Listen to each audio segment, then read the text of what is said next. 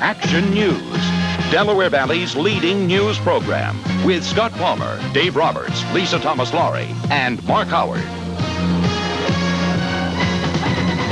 Good evening. Mark will be along at 6. Monica Malpass joins us, and the big story on Action News is the ever-increasing suspicion that the crash of TWA Flight 800 was no accident. The FBI today stopped just short of calling the disaster a terrorist bombing, but they have got some surprising, promising leads. Meantime, rough seas hampered efforts to retrieve wreckage from the crash site off Long Island, New York. However, sonar did pick up some good-sized chunks on the ocean floor. All 230 people on board, as you know, were killed. Here are other developments we're following for you. More crash victims are being identified from our area. Meantime, the mayor of New York continues to verbally criticize TWA's treatment of the families of the victims. We'll have reaction in just a moment. And now the details. Top federal investigators have briefed Congress on the TWA crash, and they are still wrestling with whether it was an accident or a crime. Right now, let's go live to John Rollins at the crash site in Eastmore Riches off Long Island. John? Well, Lisa, I think it's safe to say that weather has played a significant role in slowing things down here today. Storm generated some rough seas here off the coast of Long Island. As we said last night, the biggest priority, the number one priority, would be going after those black boxes. What investigators did today is we went out to the crash scene to an area where jet fuel has been bubbling up through the ocean. They used some special sonar and did locate a large mass of material believed to be part of the plane at the bottom of the ocean, but the seas became so bad that they did not send Navy divers in. They are hoping they can go in tomorrow. Now, as for that cause question, I think it's safe to say that the FBI believes what had happened here is very suspicious. They have been running a criminal investigation for some time, very frankly, from the get-go here, but they have no hard evidence yet. So at this point, they are reluctant to jump in and take charge, and so far they have not declared the crash a crime. If it was an act that was perpetrated by terrorists or deranged criminals, I call them cowards, and I think they are cowards. Anyone that would do this to fellow human beings is a coward, in my estimation. Parts of the plane that have been recovered are destined to be brought here to this huge former airplane plant in Calverston, Long Island. Here, experts will literally reconstruct the aircraft. What is done here will help tell them if Flight 800 was doomed by accident or an explosion.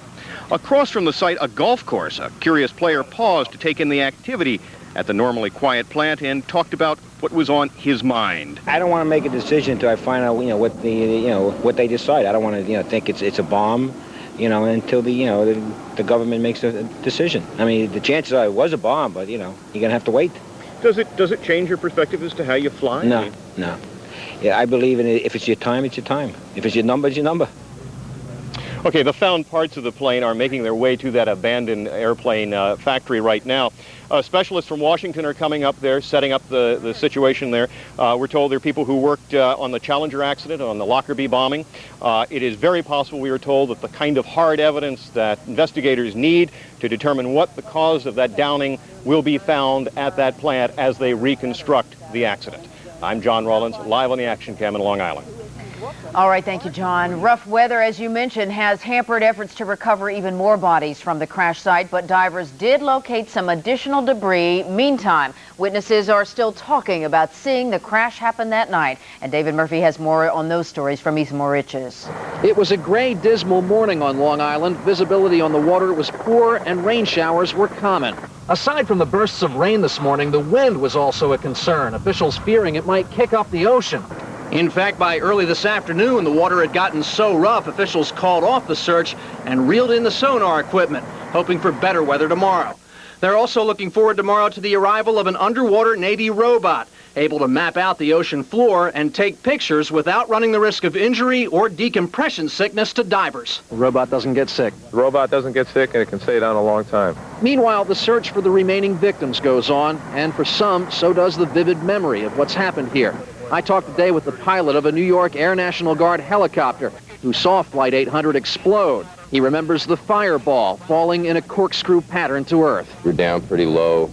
I could still see debris falling from the sky through the smoke plume, which was also kind of horseshoe shaped. Captain Bauer's crew's efforts to find survivors in the waning daylight moments after the crash were, of course, in vain. We were glad to be there, but it was very frustrating, and we were so hopeful in trying to find someone He is not alone tonight in his disappointment. David Murphy, Channel 6 Action News, Long Island, New York.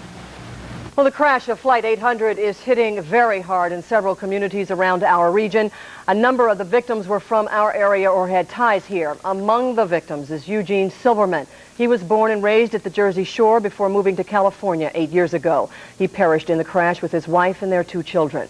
21-year-old Dan Callis from Upper Darby also died in the crash. Dan was a crew member on the TWA Flight. Kyle and Amy Miller of Schuylkill County owned a hardware store in Tamaqua. They were headed to France to celebrate their 5th wedding anniversary. 45-year-old Judith Connolly de Louvrier was returning home to France. She was a member of the family which owns Connolly Containers of Manayunk. Philadelphia school teacher Arthur Benjamin. He was a respected computer science instructor at Masterman High School. He was killed along with his wife, Joan. And then there was 57-year-old Gideon Miller, a pilot who grew up in Lancaster County. Miller was heading to Paris to pilot another 747 for the airline.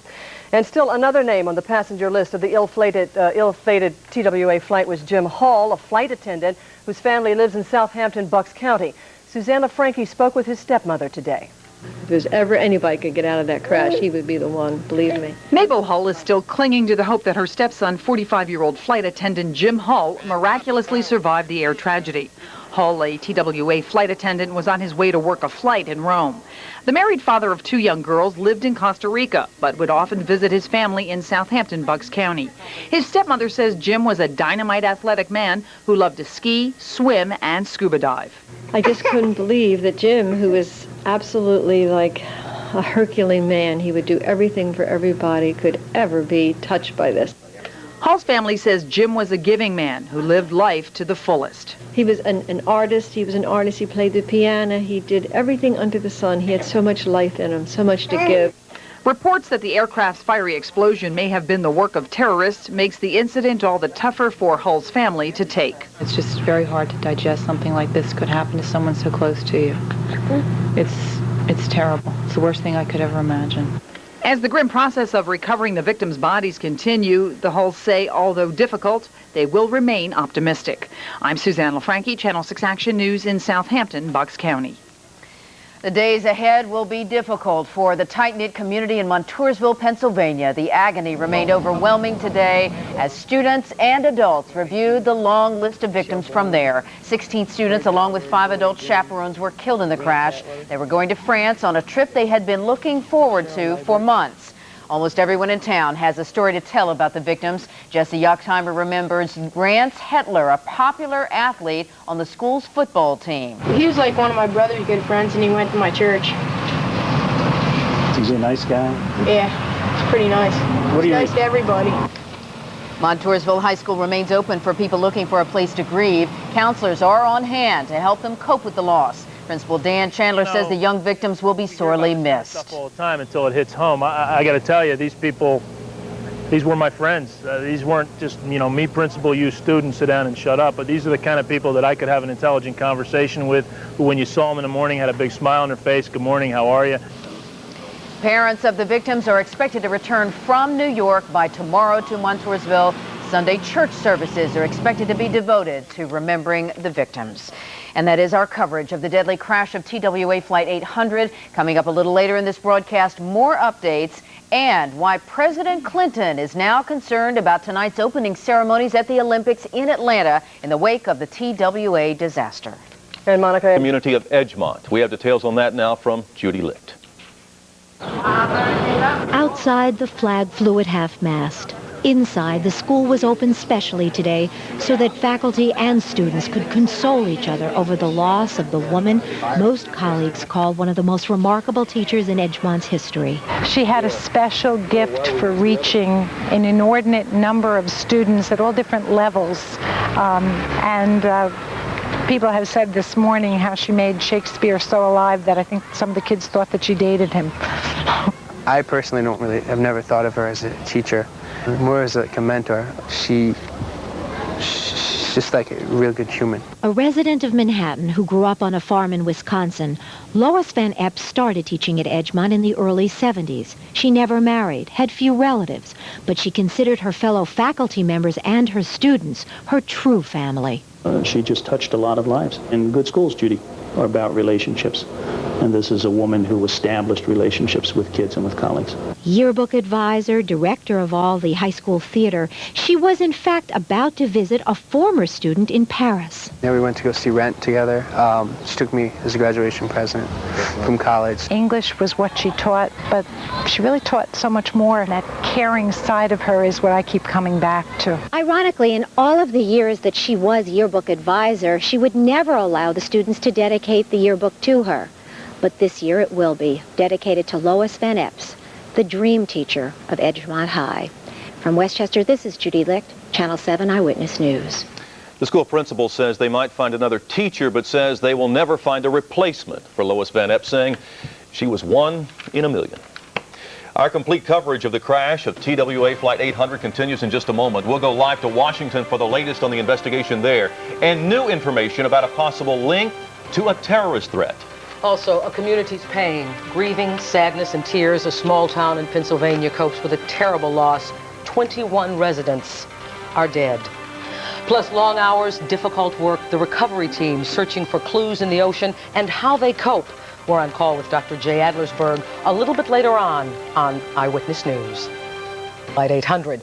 For the latest on that, we're going to go live to Andy Field, who is at the State Department. Andy.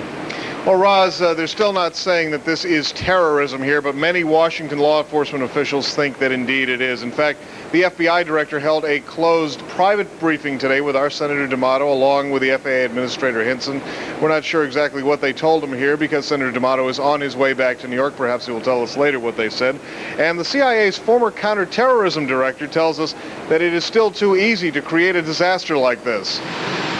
Even as President Clinton left for the Olympics, his FBI director, Louis Freeh, and the NTSB chairman were on Capitol Hill briefing Congress on the disaster and what they're doing to solve it. At the State Department, officials say they have reviewed a written warning sent by a group calling itself the Movement for Islamic Change, the same group that claimed it bombed and killed 5 Americans in Saudi Arabia last November. That warning was received by a major Arabic newspaper in London, but was not passed along to authorities. In Arabic, it warned there would be a strike at an American target and said all will be surprised by the size of the response, the place, and the time. Now the State Department says that letter seems to be threatening soldiers in Saudi Arabia, not American civilians. At this point, there's nothing in it that would lead us to believe it's connected with the tragic incident concerning TWA Flight 800. The FAA is trying to ease passenger fears about travel while the FBI determines if someone did sneak a bomb on board Flight 800. Security is tighter on international flights, but still not tight enough for the CIA's former counterterrorism chief. I don't feel safe going on an international flight. It's like a process of Russian roulette. Safety is something that only comes to everyone's attention at a critical moment, such as a disaster. But in fact, investigators still don't know whether this was deliberate or an accident. President Clinton promises his investigators will find the answer. And the president has another grim task this weekend. The Montoursville, Pennsylvania mayor has invited him to a memorial service in that town for the town's French club members that were killed in the crash. We are live in Washington. Andy Field, Channel 7 Eyewitness News. Now, depending on how this investigation turns out, there could also be a legislative response to this crash. Democrat Charles Schumer of New York, a member of the House Subcommittee on Crime, joins us now to talk more about the crash of Flight 800. Congressman, thanks for joining us. Thank you for having me. Through your expertise and your knowledge of this particular investigation, what's the latest theory on what brought down this 747? Well, I think law enforcement's being appropriately cautious, but if you went inside each of the heads of the major people investigating or looking at the evidence, I think they'd feel strongly that the likelihood is almost not certain, but close to it, that it was a bomb, it was some kind of sabotage. So do you think the FBI will soon be taking over this investigation? My guess is that they will, although they're going to be cautious. In other words, they're going to sift they have to not only look at the external evidence, but sift through the physical evidence, chemical tests, all sorts of mechanical things, and when they get that confirmed, they will take it over. You have to remember, Lockerbie, it took them 4 days to do it, and law enforcement is justifiably cautious because even if they think there's a 1% chance it wasn't, they want to get that down to 0 before they take it over. Understandably. We have anti-terrorism bills, anti-terrorism summits. If this is an act of terrorism, is legislation and diplomacy, is that the way to stop it? Well, that's part of the way, and unfortunately, and this has been my cry for the last 2 years, we do not do enough to thwart terrorism.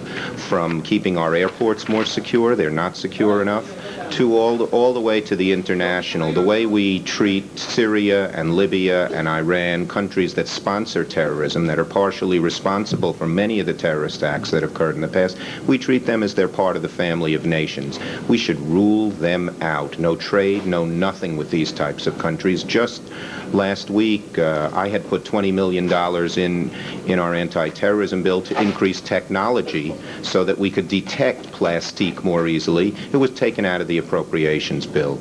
If this is terrorism, or even if it isn't, we ought to redouble our efforts because the families of so many who have died in terrorism would say, please do more, and I think we'd all agree with them now. All right, Congressman, perhaps your voice will be heard. Thanks so much for joining us, Congressman Charles Schumer. Ross? So very many answers. Ask virtually anyone these days about airport security, and the resounding answer seems to be... I think it should be more security, more equipment, up-to-date equipment. Well, the equipment is relatively new, but the technology dates back to the late 60s, a time when hijackers took over planes like this one that refueled at JFK Airport in 1969. It was that year that hijackings hit epidemic proportions, 40 of them in all, 33 successful. And that's when the airlines installed the now familiar baggage scanners and metal detectors. The result? By 1973, there was only one hijacking in the United States. But while that problem was solved, the blowing up of Pan Am Flight 103 over Lockerbie, Scotland in 1988 ushered in a new phase of terrorism, one that attempted to advance the political agenda. And while terrorists have entered a new phase of murder and intimidation, experts say that we are still using old methods of security designed to combat hijackings. It's time for reevaluation and re-engineering the ways in which airplanes and airlines and air facilities organize to make the public safe. The new scanners can even detect concealed plastic explosives, but there are only 3 of them in airports in the United States, 2 in Atlanta, 1 in San Francisco. Based on medical CAT scan technology, the FAA predicts that it could cost $2 billion to have them installed in 400 U.S. airports. Meanwhile, security experts are praying that terrorists are not inventing a new phase of horror in the downing of TWA Flight 800. Harry Martin, Channel 7 Eyewitness News. The latest technology over its 25-year history in service. In 1979, it was forced to return to Kennedy after takeoff because of engine problems. It blew a tire during a 1987 takeoff, and a year later, it lost oil pressure in an engine. There are also reports of unscheduled landings, including 11 incidents of engine shutdown. The tragedy of Flight 800 is complicating the trial of 3 alleged Islamic militants now underway in Manhattan. Ramzi Youssef and 2 others are accused of plotting to bomb 12 U.S. jetliners. Judge Kevin Duffy has warned jurors they must remain objective and not be influenced by the TWA disaster. Our coverage of the crash of Flight 800 continues in just a moment. Also, the exclusive AccuWeather forecast and some stormy weather, including a couple of tornado watches in our area. Plus